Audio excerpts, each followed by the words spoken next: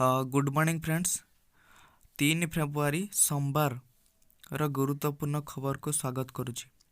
देखिए खबर नंबर 1। कोरापुट गस्तरे आसी एसओजी हब परिदर्शन कले पुलिस डीजी अभय।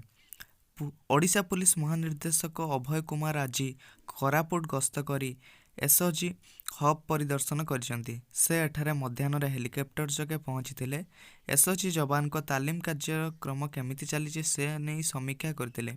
एथिसह डीजी श्री अभय अधिकारी मानक सह विभिन्न गुरुत्वपूर्ण प्रसंग रे आलोचना मध्य करथिले। एसओजी हब परिदर्शन पर डीजी ओएसएपी तृतीय बाटालियन को जाइथिले। सेठारे से कमांड को सह कथबार्ता करथिले। कोरापुट जिला पुलिस कार्यक्रम नहीं पुलिस डीजी समीक्षा करथिले। विशेषकर विभिन्न मामलार तदंत को केमिति अधिक शाणित करा जाय पारिबो, अपराध नियंत्रण होई पारिबो से दिगरे गुरुत्वारोप करथिले। डीजी भाव पदभार ग्रहण करने पर अभय यह प्रथम कोरापुट गस्त। डीजी गस्त additional DG Satyajit Mohanty, additional DG मुख्यालय Vinaytosh Mishra, intelligence director special Radhakrishna Sharma, IG Rekha Lohani, IG operation Amitabh Thakur एवं डीआईजी SIW अनिरुद्ध सिंह सामिल थे। खबर नंबर 2। घर को फेरुले 2 श्रमिक माड़गला ट्रेन। घर को फेरिया ट्रेन धरिया जाऊा बेला हावड़ा एर्नाकुलम साप्ताहिक एक्सप्रेस ट्रेन 2 जन बंगीय श्रमिकों उपर माड़ी जाइछि। बालेश्वर जिला जलेश्वर थाना अंतर्गत बारमुआ रेल ओभरब्रिज निकटर यह दुर्घटना घटी। मृतक माने हेले पश्चिमबंगर बेलदा थाना देउली बेलदा ग्रामर बबुल गिरी 32 वर्ष और निताई माना 50 वर्ष। बबुल और निताई समेत मोट 20 जन श्रमिक जलेश्वर रेल ओभरब्रिज काम करते। श्रमिक मैंने प्रतिदिन सकाळ जलेश्वर को आसती और काम सरिया पर घर को फेरती। गतकाली से सांतरागाछी ट्रेन ले जावाई नुआ बजार रेल फाटक निकटर स्टेशन को जाते। रेल धारणा चली चली जाउथुवा बेले दुहींको ऊपर ट्रेन माड़ी जाइथिला। खबर नंबर 3। काया मेलाउची कोरोना संक्रमण सन्देह रे आउ जणे ओडिया छात्री एसीबी रे भर्ती। चीन सृष्टि होता मारात्मक कोरोना भाइरस महामारी भली व्यापार लगी धीरे धीरे सारा विश्व को कबलित करुच्ची। एबे सुधा चीन ले प्राणघाती भाइरस 300 जनक मृत्यु हो साराणी। एपरिक 8000 रु अधिक जन यह भाइरस द्वारा संक्रमित हो चिकित्सित होती। आज आउ जड़े ओडिशा छात्री को कोरोना भाइरस सन्देह कटक एसीबी भर्ती कराई। छात्री जनक चीन वुहान विश्वविद्यालय पाठ पढ़ुते। किछि दिन पूर्व से ओडिशा फेरी आसते। तेज ओडिशा आसिया पर थंडा ज्वर आदि होता। कोरोना सन्देह से एसीबी भर्ती होती। एक स्वतंत्र वार्ड रखाई। तेबे से यही प्राणघाती भाइरस रे आक्रांत ना नहीं ताहा रिपोर्ट आसिया पर स्पष्ट हो। खबर नंबर 4। अनुभव महांती को शिक्षागत योग्यता विवाद कांग्रेस को जवाब देला सांसद अनुभव महांती। सांसद अनुभव महांती को शिक्षागत योग्यता को नहीं उठी विवाद। अनुभव को शिक्षागत योग्यता को नहीं कांग्रेस प्रश्न उठाई, जार जवाब देते अनुभव महांती। से कहते कांग्रेस अभियोग कौन सत्य ना, यह संपूर्ण भित्तिहीन। निर्वाचन समय निर्वाचन कमिशन को देथिया सत्यपाठर शिक्षागत योग्यता संपूर्ण ठीक रही। मो विरोध में कांग्रेस मिछ षड्यंत्र करुच्ची। किछि दिन तले केन्द्रापड़ा होता यूथ कनक्लेव कार्यक्रम सफल होइथिबारु एहाकु कांग्रेस हजम करें से कहते। मुख्यमंत्री निर्देश में राज्य सरकार केन्द्रापड़ार विकास कार्य चलती। बीजेडी बहु व्यवधान जीति विरोधी एभली अपप्रचार करुवा सांसद अनुभव महांती। खबर नंबर 5। कालीजाई दर्शन कर फेरुवा बेले मझी चिलिकार अलरेडी पड़ला डंगा, 6 गुरुतर। चिलिका टंका अलरेडी 6 गुरुतर एवं भी जारी रही निखोज को उद्धार कार्य। कालीजाई दर्शन कर फेरुवा बेले मझी चिलिकार अलरेडी पड़ा डंगा, जहाँफल कि घटनास्थल यात्री मैंने पानी में बुड़ी जाते। उद्धार होता लोक को प्रथम बालुका गोष्ठी स्वास्थ्य केन्द्र भर्ती कराइला। 2 जन स्वास्थ्य अवस्था गुरुतर थिबार ब्रह्मपुर स्थित महाराजा कृष्णचंद्र गजपति मेडिकल कॉलेज और हॉस्पिटल स्थानांतर को करा।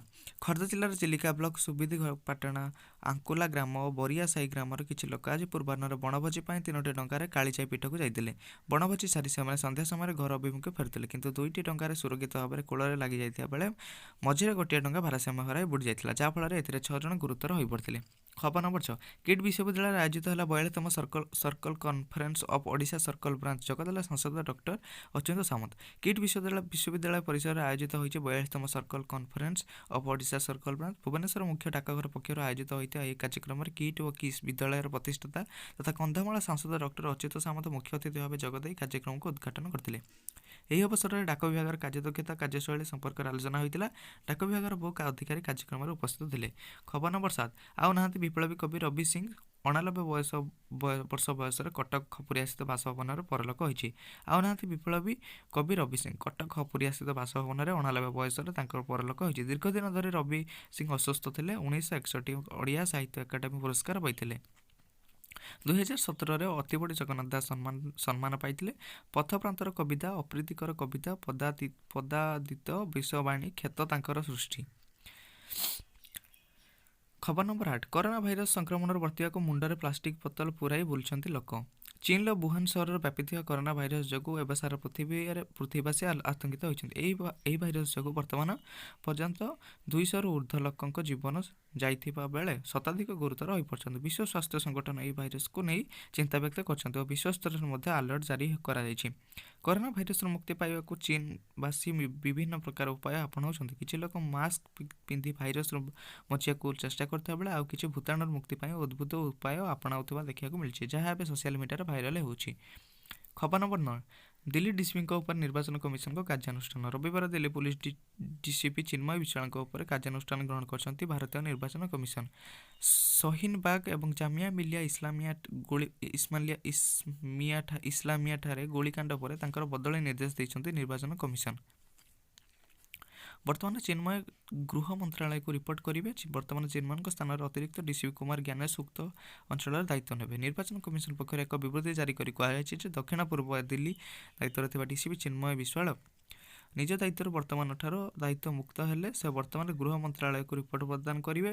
ଏଥିରେ କୁହାଯାଇଛି ଗୃହ ମନ୍ତ୍ରଣାଳୟ ବା ଦିଲ୍ଲୀ କମିଶନର 3ଟା ନୂଆ ନାଁ ଦେବେ, ଯାହାଫଳରେ ନିୟମିତ ଡିସିପିଙ୍କୁ ନିଯୁକ୍ତି ଦିଆଯାଇପାରିବ। ସୂଚନାଯୋଗ୍ୟ ଯେ ଚଳିତ ମାସ 8 ତାରିଖରୁ ଦିଲ୍ଲୀ ବିଧାନସଭା ନିର୍ବାଚନ ହେବାର ଅଛି। ଖବର ନମ୍ବର 10। ଦିଲ୍ଲୀ ଇସ୍ତାହାରରେ ବେକାରୀ ଭତ୍ତା ଘୋଷଣା କଲା କଂଗ୍ରେସ। କଂଗ୍ରେସ ଦିଲ୍ଲୀ ନିର୍ବାଚନ ପାଇଁ ଇସ୍ତାହାରରେ ବେକାରୀ ଭତ୍ତା ଘୋଷଣା କରିଛି। ଗ୍ରାଜୁଏଟ୍ଙ୍କୁ ଏଥିରେ 5,000 ଟଙ୍କା ମିଳିବ ବୋଲି କୁହାଯାଇଛି ଏବଂ ପୋଷ୍ଟ ଗ୍ରାଜୁଏଟ୍ଙ୍କ ପାଇଁ 7,500 ଟଙ୍କା ରହିଛି। ଏଥିସହିତ ଦଳ ଏହି ନିର୍ବାଚନ ଜିତିଲେ ନାଗରିକତା ସଂଶୋଧନ ଆଇନ CAA ମାମଲାରେ କେନ୍ଦ୍ର ସରକାରଙ୍କୁ ସୁପ୍ରିମକୋର୍ଟକୁ ଟାଣିବ ବୋଲି କୁହାଯାଇଛି। ଏଥିସହିତ ସରକାର ଆସିଲେ ଦଳ NCR ଓ ଏନପିଆର ବର୍ତ୍ତମାନ ଫର୍ମରେ ଲାଗୁ କରାଯିବନି ବୋଲି କଂଗ୍ରେସ ପକ୍ଷରୁ କୁହାଯାଇଛି। ରବିବାର ଦିଲ୍ଲୀ କଂଗ୍ରେସ ମୁଖ୍ୟ ସୁଭାଷ ଚୋପ୍ରା, ଆନନ୍ଦ ଶର୍ମା ଓ ଅଜୟ ମାକେନ ଆଦି